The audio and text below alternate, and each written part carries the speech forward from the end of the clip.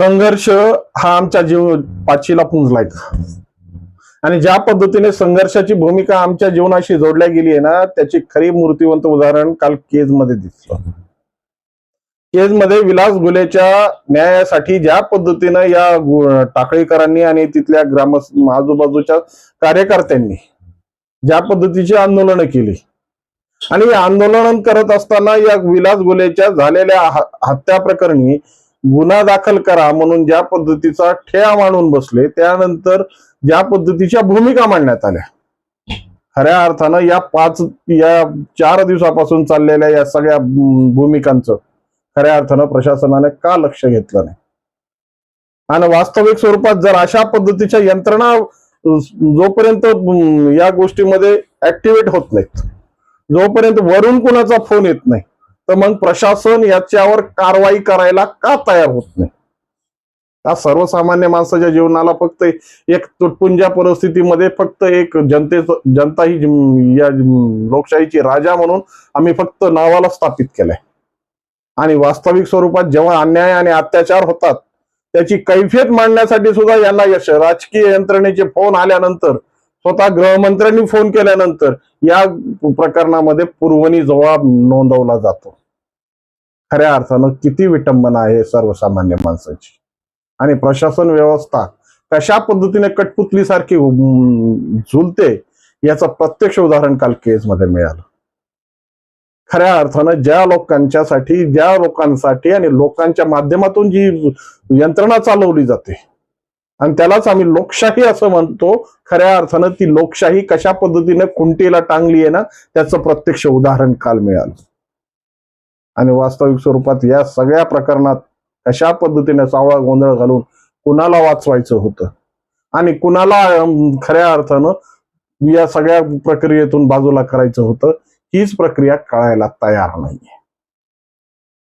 जर खऱ्या अर्थानं ही जर परिस्थिती त्या सर्वसामान्यांसाठी मांडून ठेवली असेल, सर्वसामान्य लोकांसाठी हितासाठी जर हे कायदे आणि ही सुव्यवस्था तयार केलेली असेल, मग ह्याच्यात या किंतु परंतु करण्याची काय गरज, असे अनेक प्रश्न आता समोर येत आहेत. आणि जनतेला जर या स्वतःच्या हक्कासाठी जर अशा पद्धतीच्या ठेया आंदोलन करून आपला न्याय मिळवण्याची भूमिका मिळत असेल, तर मग सर्वसामान्याला न्याय देणार कोण, हाही प्रश्न आता समाज पटलावर ज्या यक्ष प्रश्नासारखा उभा आहे. यावरच विश्लेषण करण्यासाठी आज मी तुमच्या समोर आहे. नमस्कार मित्रांनो, मी राजेश दुबे, मंथन मध्ये आपलं स्वागत आहे. मित्रांनो, ज्या पद्धतीनं विलास घुले हे हत्या प्रकरण केजमध्ये घडलं आणि 19 जूनला म्हणजे 19 जूनच्या पासून सुरू असलेलं हे प्रकरण 20 जूनला ज्या पद्धतीने या अमानुष पद्धतीनं या विलास घुलेची हत्या करण्यात आली आणि या हत्येची परिस्थिती आणि खऱ्या अर्थानं ज्या पद्धतीचे सीसीटीव्ही फुटेज समोर आलेत ना, ते पाहून प्रत्येकाच्या अंगाला काटा येईल. आणि हे सगळं सुरू असताना ज्या पद्धतीने त्याच्या माने नावाच्या मित्राने त्याला या परिस्थितीत केजच्या ग्रामीण रुग्णालयात नेऊन, उपजिल्हा रुग्णालयात नेऊन त्याच्यावर उपचार करण्यासाठी धाव घेतली आणि तिथून ते परिस्थिती यांच्या आटोक्यातली नाही हे समजल्यानंतर त्याला अंबाजोगाईच्या स्वामी रामानंद तीर्थ वैद्यकीय महाविद्यालयात उपचारासाठी पाठवलं. आता या सगळ्या प्रक्रिया जर बघितल्या तर खऱ्या अर्थानं जर विलास ही एवढी चिंताजनक अवस्था असताना आणि अशा पद्धतीने झालेल्या त्याच्यावर जो हल्ला झाला, ही परिस्थिती पाहून मग का पोलीस प्रशासन विलासचा जबाब घेण्यासाठी त्या परिस्थितीला गेलं नाही. विलासचा जबाब नोंदवणं ही खऱ्या अर्थानं कायदेशीर प्रक्रियेमधली सगळ्यात महत्वाची घटना होती. मग का कानाकुसर केली या प्रशासनानं त्याचा जबाब नोंदवण्यासाठी. आणि ज्या पद्धतीनं विलासचा भाऊ आपली या सगळ्या संदर्भातून आपली कैफियत मांडतोय, आरोपींचे नाव स्पष्टपणे घेतोय आणि सामाजिक पटलावर या सगळ्या घटना म्हणजे या घटना पूर्णपणे उघड आहेत. कारण ज्या पद्धतीने या प्रकरणातील गायकवाड नावाचे जे आरोपी आहेत ते तिन्ही सोनी जवळचे आरोपी म्हणून आहेत असं सांगितलं जात आहे. आता हे तिन्ही जरी आरोपी जर सोनी जावयाचे असतील आणि या पद्धतीने जर या प्रक्रियेमध्ये या घुले कुटुंबियाकडून ज्या पद्धतीने सौरभ सोनवणेचं नाव घेतलं जात असेल तर खऱ्या अर्थानं सर्वसामान्य लोकांच्या न्यायासाठी ही प्रक्रिया अगोदरच पूर्ण केली गेली पाहिजे होती. पण खऱ्या अर्थानं ही प्रशासन व्यवस्था फक्त एक कठपुतली झालेली आणि ज्या पद्धतीने भूमिका मांडतायत, ज्या पद्धतीने सर्वसामान्य माणसाच्या न्यायासाठी मोठे मोठे ब्रीदवाक्य लावले जात आहेत, सदरक्षणाय खलनिद्रणाय अशा पद्धतीचे स्लोगन लावून स्वतःची ज्या पद्धतीची कर्तबगारी आपल्या या स्लोगनच्या मागे लपवण्याची परिस्थिती या प्रशासनाने दडवली आहे ना, तीच खरी चिंतेची बाब आहे. वास्तविक स्वरूपात ज्या पद्धतीनं गुन्हा झाल्याबरोबर जर ह्याची चक्र तपासाची चक्र जर फिरले असते, या संदर्भित पीडिताचं जर खऱ्या अर्थानं स्टेटमेंट त्या ठिकाणी जर घेण्यात आलं असतं तर वास्तविक परिस्थिती काय आहे. कारण की ज्या हल्लेखोराने ज्या पद्धतीची भाषा त्या ठिकाणी केली आणि ज्या पद्धतीने जो हल्लेखोर आहे तो कुणाशी निगडीत होता, हे सगळ्या गोष्टी त्या पीडिताकडून स्टेटमेंटमध्ये आल्या असत्या. परंतु ह्या सगळ्या गोष्टीपासून कशा पद्धतीने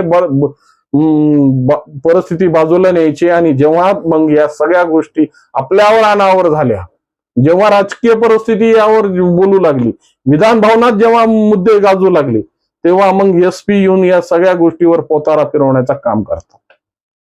किती दयनीय अवस्था आहे सर्वसामान्य लोकांसाठी. जर याच कायद्याच्या प्रक्रिया सर्वसामान्य लोकांसाठी अशाच पद्धतीने जर वापरल्या गेल्या तर खऱ्या अर्थाने कितीतरी खोट्या केसेस होणार नाहीत. पण त्या ठिकाणी या प्रशासन व्यवस्थेची ती सत्सक विवेक बुद्धी जागी होत नाही, तो विवेक जागा होत नाही. विवेक फक्त हाय व्होल्टेज आणि मोठ्या नावांचं जर परिस्थिती जर संभाव्य परिस्थिती जर घुटमळत असेल ना, तर त्या ठिकाणीच फक्त यांची सत्सक विवेक बुद्धी जागी होते. कारण की यांच्या कर्तबगारीवर किंवा यांच्या कारकिर्दीवरच प्रश्नचिन्ह उभा राहतो.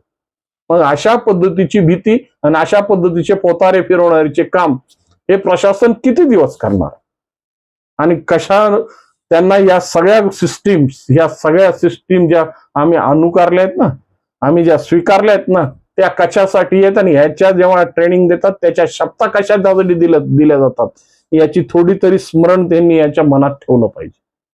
जवळपास 3 दिवस चालत असणारा हा विषय शेवटी मुख्यमंत्री आणि या राज्याचे गृहमंत्री देवेंद्र फडणवीसांनी जेव्हा फोन केला आणि या सगळ्या आंदोलकांना सगळ्यांना जेव्हा या सगळ्या न्यायाची खात्री दिली, तेव्हा खऱ्या अर्थानं टाकळीकरांना आपलं आंदोलन परत घेतलं आणि या विलास घुलेवर जे अंतिम संस्कार गेल्या 3 दिवसापासून रखडत होते ना, त्याला करण्यासाठी ही लोक पुढे सरसावले. पण वास्तविक स्वरूपात गेल्या 3 दिवसापासून ज्या पद्धतीनं विलासचा मृतदेह हा न्यायासाठी आणि परिस्थितीसाठी ज्या पद्धतीने या प्रशासनाच्या दारात कोलमडत होता, ज्या पद्धतीने त्याची विटंबना होत होती, त्याला जबाबदार कोण आहे? राजकीय व्यवस्था आहे, प्रशासन व्यवस्था आहे का अदृश्य हाताने परिस्थिती लोटणारी ती राजकीय व्यवस्था आहे? असे अनेक प्रश्न आता पटलावर समोर येतात आणि हा विलास हा एक माध्यम आहे.